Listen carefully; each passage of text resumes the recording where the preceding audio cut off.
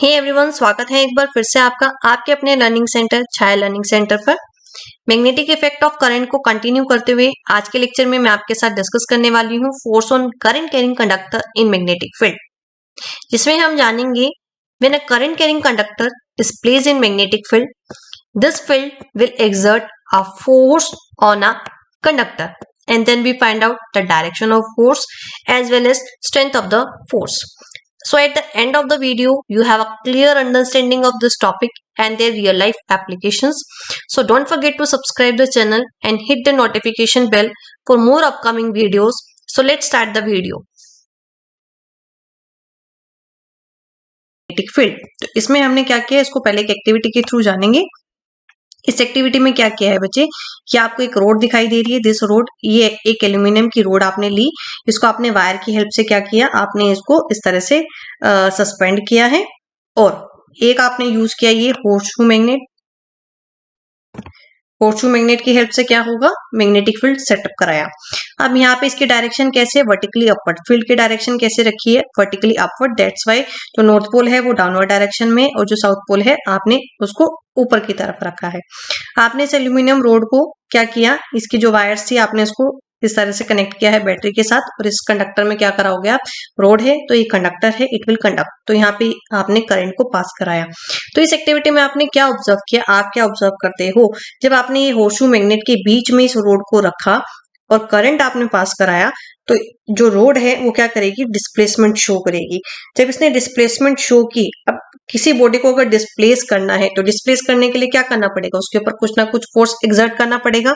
तो यहां से आपको पता लगा कि जब आपने एक होर्सशू मैग्नेट के बीच में आपने एक रोड को प्लेस कराया और उस कंडक्टर में आपने करंट पास कराया है, तो वहां पे जो मैग्नेटिक फील्ड सेटअप हुआ, उस मैग्नेटिक फील्ड की वजह से और जो मैग्नेट आपने प्लेस किया है वो रोड क्या करेगी, डिस्प्लेसमेंट शो करेगी। क्यों डिस्प्लेसमेंट शो करेगी, क्योंकि आपको पता है डिस्प्लेसमेंट के लिए क्या होना चाहिए, फोर्स। तो यहां से आपने कंक्लूजन निकाला, the force will exert on the road. तो यहां से हम कह सकते हैं कि जब आप एक करंट कैरिंग कंडक्टर को मैग्नेटिक फील्ड में रखते हो, मैग्नेटिक फील्ड में प्लेस करते हो, तो वो मैग्नेटिक फील्ड क्या करता है, फोर्स अप्लाई करता है रोड के ऊपर, और जो रोड है वो डिस्प्लेसमेंट शो करेगी। अब अगर आप इसकी डायरेक्शन यानी कि आप इसकी पोलैरिटीज को चेंज कर दो, किसकी पोलैरिटीज को, करंट की पोलैरिटीज को चेंज कर दो, तो करंट की पोलैरिटीज कैसे चेंज करोगे आप, यहाँ से बैटरीज के जो टर्मिनल हैं इसको आप चेंज कर दो, नेगेटिव की जगह पॉजिटिव और पॉजिटिव की जगह नेगेटिव। अब क्या होगा, बच्चे, जब करंट की डिस्प्लेसमेंट जो करंट है, करंट की डायरेक्शन जब आपने चेंज कर दी, तो आप देखोगे जो डिस्प्लेसमेंट की डायरेक्शन है वो भी क्या हो जाएगी, रिवर्स हो जाएगी। पहले जो डिस्प्लेसमेंट थी वो थी लेफ्ट डायरेक्शन में, अब नेक्स्ट केस में जब आपने पोलैरिटीज चेंज कर दी, उस केस में क्या होगा, जो डिस्प्लेसमेंट है वो राइट डायरेक्शन में ऑब्जर्व होगी। तो आपने इस एक्टिविटी से ये जाना कि जब आप एक मैग्नेट के बीच में किसी भी करंट कैरिंग कंडक्टर को प्लेस करोगे तो उसके ऊपर कुछ ना कुछ फोर्स एक्सर्ट होगा। कैसे पता चलेगा कि फोर्स एक्सर्ट हुई है, जो रोड है वो डिस्प्लेसमेंट शो करेगी। जैसे कि आप मैग्नेटिक फील्ड को डायरेक्ट, अगर आपने मैग्नेटिक फील्ड को डिटेक्ट करना है तो आप कंपास को प्लेस करते थे। यहाँ पे फोर्स आपको कैसे पता चला, क्योंकि जो रोड है उसने डिस्प्लेसमेंट शो की है। अगर डिस्प्लेसमेंट शो नहीं करती तो इट मीन्स किसी तरह का कोई भी फोर्स नहीं हो रहा है। ओके, अब आगे जब इस टॉपिक को हम प्रोसीड करेंगे तो इसमें अगेन हमें दो चीजें फाइंड आउट करनी है। दो चीजें कौन सी फाइंड आउट करेंगे, जैसे अब तक हम प्रीवियस लेक्चर में एक हम फाइंड आउट कर रहे थे स्ट्रेंथ ऑफ मैग्नेटिक फील्ड, और दूसरा हम उसकी डायरेक्शन की बात कर रहे थे। Number one strength and then direction. यहाँ पे भी हम स्ट्रेंथ और डायरेक्शन को फाइंड आउट करेंगे, लेकिन यहाँ पे हम मैग्नेटिक फील्ड की डायरेक्शन को फाइंड आउट नहीं करेंगे। यहाँ पे हम किसके डायरेक्शन को फाइंड आउट करेंगे, डायरेक्शन ऑफ फोर्स। अब यहाँ पे जो मैग्नेटिक फील्ड फोर्स एक्सर्ट कर रहा है, अब मैग्नेटिक फील्ड है तो फोर्स भी कौन सा होगा, मैग्नेटिक फोर्स होगा। उसकी डायरेक्शन क्या होगी ये हम फाइंड आउट करेंगे, और उसकी स्ट्रेंथ क्या होगी, कौन कौन से फैक्टर के ऊपर डिपेंड करेगा, ये हमने आज के लेक्चर में फाइंड आउट करना है। तो चलिए आगे प्रोसीड करते हैं अपना ये टॉपिक। ओके, सो द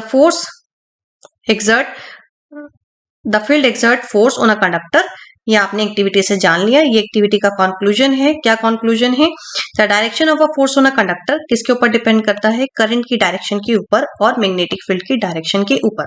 आप इनकी डायरेक्शन को रिवर्स कर दो तो जो डिस्प्लेसमेंट की डायरेक्शन है वो भी क्या हो जाएगी, फोर्स की जो डायरेक्शन है वो भी रिवर्स हो जाएगी। ठीक है, अब यहाँ पे हमने बोला कि ये क्या है, एक फोर्स एक्सर्ट किया, that force is also known as Lorentz force. ये आप अभी डिस्कस नहीं करोगे, ये आप प्रीवियस जब हायर क्लासेस में इन 12th स्टैंडर्ड आप इसको डिस्कस करोगे। अभी मैं आपको थोड़ा सा एक ओवरव्यू दे देती हूँ। इस मैग्नेटिक फोर्स को क्या बोला जाता है? Lorentz force, LORENTZ, that force is known as Lorentz force. तो कैसे इसको फाइंड आउट करते हैं? इसका जो फॉर्मूला है वो क्या आता है बच्चे? F इक्वल टू, जो फोर्स एग्जर्ट हुआ किसके ऊपर डिपेंड करता है? करंट के ऊपर डिपेंड करता है, लेंथ के ऊपर डिपेंड करेगा, रोड की जो लेंथ है, मैग्नेटिक फील्ड के ऊपर डिपेंड करता है, as well as angle between, किस किस के बीच में एंगल होगा? Theta angle between the direction of current and the direction of magnetic field. I और बी के बीच में जो एंगल है उसके ऊपर डिपेंड करेगा साइन थीटा। तो ये आपका फॉर्मूला बनता है। इस फॉर्मूले के थ्रू क्या कर सकते हो? आप इसको फाइंड आउट कर सकते हो। इसको फाइंड आउट कर सकते हो? फोर्स को। And that force is known as Lorentz force. F equal to ILB sine theta, where I is the current flowing through conductor which is measured in ampere. L is the length of a conductor which is perpendicular to magnetic field and it is measured in meter. B is a magnetic field जिसको Tesla में major किया जाएगा. F is magnetic force on a conductor जिसको Newton में major करेंगे. And theta is the angle between the direction of current and the direction of magnetic field. और theta को किस में मेजर करते हैं बच्चे? डिग्रीज में मेजर करते हैं. इसको यहाँ पे आप रेडियन में कन्वर्ट नहीं करोगे. ओके, तो इस फॉर्मूला के थ्रू क्या कर सकते हो? आप इसको कैलकुलेट कर सकते हो. अब इसकी स्ट्रेंथ की बात की जाए तो इसकी जो स्ट्रेंथ है कौन कौन से फैक्टर के ऊपर डिपेंड करती है? It will depend on the current, strength of current, then magnetic field की स्ट्रेंथ के ऊपर, और एंगल कितना फॉर्म हो रहा है किस किस के बीच में, direction of current and as well as the direction of magnetic field. Okay, यहाँ पे क्या फॉर्म हुआ? यहाँ पे इस थीटा के एंगल, इस थीटा एंगल के ऊपर भी ये डिपेंड करेगा. थीटा की वैल्यू बच्चे, दो वैल्यूज की मैं आपसे यहाँ पे बात करती हूँ. When theta is 90 degree and when theta is 0 degree. Okay, तो साइन 90 कितना होता है बच्चे आपका? यहाँ पे हम साइन की दो वैल्यूज की बात करेंगे. व्हेन थीटा इज 90 डिग्री, तो साइन 90 कितना हो जाएगा? साइन 90 1. साइन 90 की वैल्यू ट्रिग्नोमेट्री में बच्चे कितनी होती है? 1 होती है. और जब मैं 0 डिग्री की बात करूं, साइन 0 डिग्री, तो साइन 0 डिग्री पे साइन 0 इज 0. तो बच्चे जब मैंने बोला यहाँ पे क्या है? 90 डिग्री एंगल. किस किस के बीच में 90 डिग्री एंगल? जो करंट फ्लो हो रहा है और जो मैग्नेटिक फील्ड, यानी करंट किस में फ्लो कराया आपने? कंडक्टर में. और मैग्नेटिक फील्ड अगर दोनों क्या है? एक दूसरे के परपेंडिकुलर हैं, when they both are perpendicular, तो वहां पे जो फोर्स है वो कैसा होगा? आपका मैक्सिमम होगा.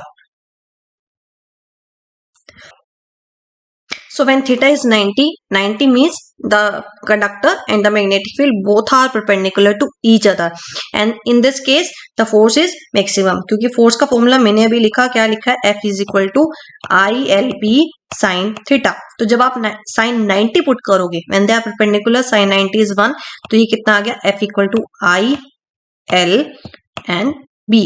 Okay, and when they are 0 degree means both are parallel to each other. Conductor और मैग्नेटिक फील्ड एक दूसरे के कैसे हैं? पैरेलल हैं. और जब साइन 0 की वैल्यू कितनी होती है? 0 होती है. तो यहाँ पे क्या है? 0. तो फोर्स कितना होगा यहाँ पे? 0. No force will be exerted. तो फोर्स कब होगा? when they are perpendicular to each other. if they are parallel or anti-parallel, no force will be exerted. Okay, तो इस तरह से जो स्ट्रेंथ है आप लिख सकते हो. जो स्ट्रेंथ है वो कौन कौन से फैक्टर के ऊपर डिपेंड करती है? The strength will depend on the the force will be affected by the strength of the current, the strength of magnetic field and angle between the current and direction of magnetic field. Force strong कब है? जब current और magnetic field क्या है? एक दूसरे के perpendicular है. डन. इसके बाद हम बात करने वाले हैं इसकी डायरेक्शन. अब ये जो फोर्स यहाँ पे आप कैलकुलेट किया आपने, ये फोर्स की डायरेक्शन किस तरह से आप फाइंड आउट करोगे? तो यहाँ पे फोर्स की जो डायरेक्शन है 3 फैक्टर के ऊपर डिपेंड कर रही है, करंट, मैग्नेटिक फील्ड और उसके बीच में जो एंगल फॉर्म होगा. तो यहाँ पे इसकी डायरेक्शन फाइंड आउट करने के लिए we have to use the Fleming left hand rule. अब यहाँ पर हम राइट हैंड रूल नहीं लगा सकते. राइट हैंड रूल क्यों नहीं लगा सकते? क्योंकि वहां पे सिर्फ एक करंट का रोल था. करंट आपको पता है कि किसी कंडक्टर से करंट फ्लो कर रहा है तो आप मैग्नेटिक फील्ड फाइंड आउट कर सकते हो. लेकिन अब हमें फोर्स की डायरेक्शन निकालनी है जो किस किस फैक्टर के ऊपर डिपेंड करता है? Current as well as magnetic field.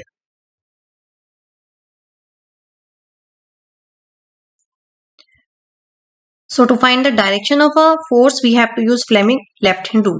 Now according to Fleming left hand rule, stretch your left hand according to this rule, thumb, forefinger and middle finger of your left hand, and they are perpendicular to each other. If first finger, जो आपकी first finger है, it will point in the direction of magnetic field. Second finger will point in the direction of current, and the thumb will point in the direction of motion, यानी in the direction of force acting on a conductor. तो बच्चे left hand के आपने कौन कौन सी fingers use करनी है? Thumb use करना है, फर्स्ट फिंगर यूज करनी है और मिडल फिंगर यूज करनी है. जो फर्स्ट फिंगर है ये आपको क्या रिप्रेजेंट करेगी? मैग्नेटिक फील्ड की डायरेक्शन, कि मैग्नेटिक फील्ड आपने किस तरह से अप्लाई किया है. जो सेकंड फिंगर है ये क्या देगी आपको? करंट की डायरेक्शन. और जो थंब है वो क्या देगा आपको? मोशन यानी फोर्स. और ये कैसे हैं बच्चे? एक दूसरे के परपेंडिकुलर. ये आपका थंब है, this thumb first finger, and this is your middle finger.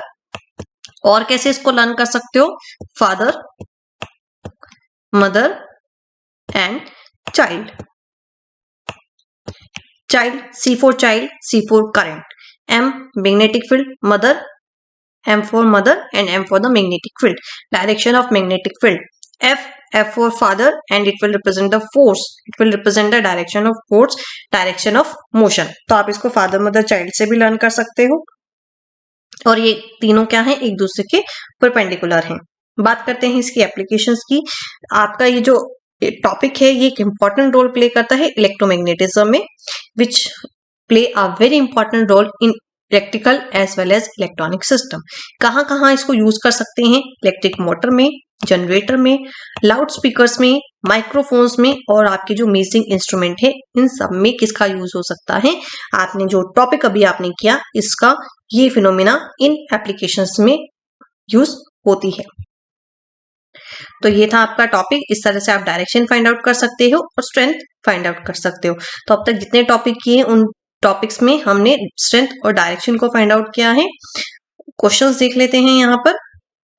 Okay, which of the following property of proton can change while it moves freely in a magnetic field? There may be more than one correct answer. तो इसमें सबसे पहले बच्चे आपको proton पता होना चाहिए.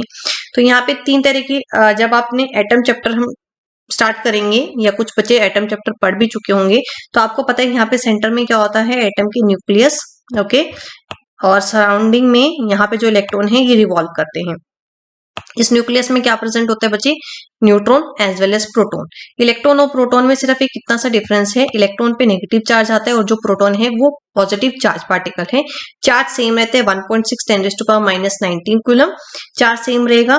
तो अब यहाँ पे आपको क्या बोला है कि जो प्रोटॉन है ये क्या करते हैं? इसमें आपको बताना है अगर इसको मैग्नेटिक फील्ड में फ्रीली छोड़ दिया जाए तो कौन सी प्रॉपर्टी चेंज होगी. तो कौन सी प्रॉपर्टी चेंज होगी बच्ची? जब मैग्नेटिक फील्ड में प्रोटॉन को आप फ्रीली छोड़ोगे तो यहाँ पे इसकी वेलोसिटी चेंज होने वाली है. और अगर वेलोसिटी चेंज होगी, मास तो चेंज नहीं होगा, mass will remain the same. ठीक है, स्पीड भी चेंज नहीं होगी क्योंकि स्पीड में सिर्फ एक मैग्नीट्यूड आएगा, डायरेक्शन नहीं आएगी. और बात किसकी होनी है यहाँ पे? डायरेक्शन की भी होनी है. Velocity will change. और मोमेंटम का फॉर्मूला होता है P = m × v, mass into velocity. तो जब वेलोसिटी चेंज हो रही है तो क्या चेंज होगा? मोमेंटम भी चेंज होगा. तो क्या दो फैक्टर चेंज होंगे? कौन कौन से? Number 1 is velocity and number 2 is momentum. Next question है in activity 12.7, how do we think the displacement of a rod will be affected if the current is increase और stronger horseshoe magnet is used? 3 cases यहाँ पे आपको दिए हैं, 1 bye 1 discuss करते हैं. Okay, ये एक्टिविटी अभी हम डिस्कस कर चुके हैं, उसी के ऊपर ये क्वेश्चन है. अगर करंट को इंक्रीज करेंगे, हम पढ़ चुके हैं F = I/L/V sin theta. Current को इंक्रीज किया, डायरेक्टली प्रोपोर्शनल है. करंट ज्यादा, डिस्प्लेसमेंट ज्यादा, तो क्या होगी? डिस्प्लेसमेंट ज्यादा होगी, ज्यादा फोर्स एक्सर्ट होगा और ज्यादा डिस्प्लेसमेंट जो रोड है शो करेगा. Next, strong horseshoe magnet. अगर हम स्ट्रॉन्ग होर्सशू मैग्नेट यूज करेंगे, यानी क्या कर रहे हैं? हम इनडायरेक्ट वे में मैग्नेटिक फील्ड को इंक्रीज कर रहे हैं. जब हम मैग्नेटिक फील्ड को इंक्रीज कर रहे हैं तो यानी कि हम फोर्स को इंक्रीज कर रहे हैं, और फोर्स इंक्रीज करने से क्या इंक्रीज होगी? जो डिस्प्लेसमेंट है रोड की वो इंक्रीज हो जाएगी. Then length of the road. अगर लेंथ जो रोड है वो इसको इंक्रीज कर दें, लेंथ को इंक्रीज करोगे तो ऑटोमेटिकली जो फोर्स है वो भी क्या होगा? इंक्रीज होगा. एंड द रोड विल, जो डिस्प्लेसमेंट है रोड की वो क्या हो जाएगी? इंक्रीज हो जाएगी. तो इन तीनों ही केसेस में क्या करती हैं? जो डिस्प्लेसमेंट है वो इंक्रीज करेगी। तो ये आपके कुछ क्वेश्चंस थे इस टॉपिक के ऊपर। आज के लिए इतना ही, कल फिर मिलेंगे एक नए टॉपिक के साथ। अगर आपको किसी तरह का कोई डाउट रह जाता है तो आप फ्रीली कमेंट करके कमेंट बॉक्स में बता सकते हैं। तब तक के लिए बाय बाय।